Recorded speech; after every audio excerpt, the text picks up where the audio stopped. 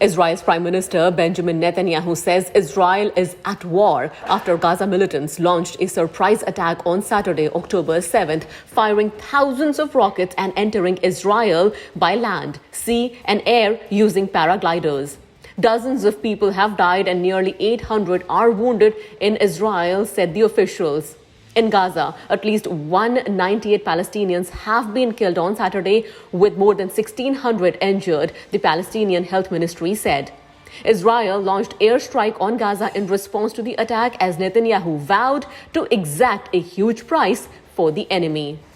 The Israel Defense Forces said its troops are fighting in at least half a dozen locations. Some residents in Israel said militants were trying to break into their homes. Hamas claimed to have captured several Israeli soldiers near the border. Saturday's assault comes on the 50th anniversary of the 1973 war in which Arab states blitzed Israel on Yom Kippur, the holiest day of the Jewish calendar. Canada's federal leaders are condemning this surprise attack by Hamas militant groups in what has become the deadliest attack in Israel in years. Prime Minister Justin Trudeau said in a post on X, Canada strongly condemns the current terrorist attacks against Israel.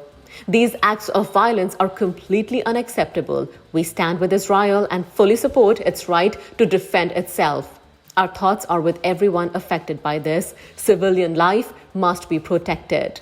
Conservative leader Pierre Poilievre said in a statement he unequivocally condemns the invasion of Israel by Hamas terrorists and sadistic violence they have subsequently carried out against innocent civilians. Israel has the right to defend itself against these attacks and respond against the attackers. Canadians pledge their solidarity with all the victims. Foreign Affairs Minister Melanie Joly said Canada firmly stands with Israel and its right to defend itself against terror under international law. My heart is with the victims and all those affected by these attacks.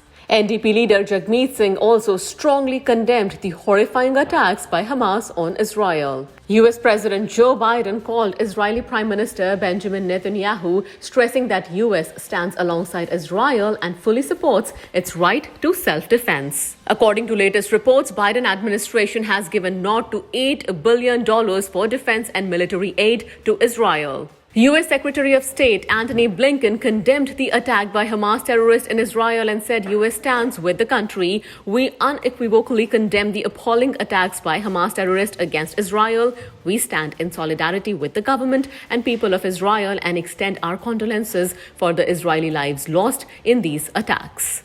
UNGA President Denis Francis condemned the Hamas attack in Israel, urging both the parties to refrain from more violence. He said, I strongly condemn the attack by Hamas militants against Israel, which killed and injured hundreds of innocent civilians. My deepest condolences to the families and relatives of the victims. I urge all parties to refrain from further violence and to seek an immediate path to peace. Israeli Prime Minister Benjamin Netanyahu also spoke with French President Emmanuel Macron and Dutch counterpart Mark Rutte. Both the leaders expressed full support for Israel's right to self-defense.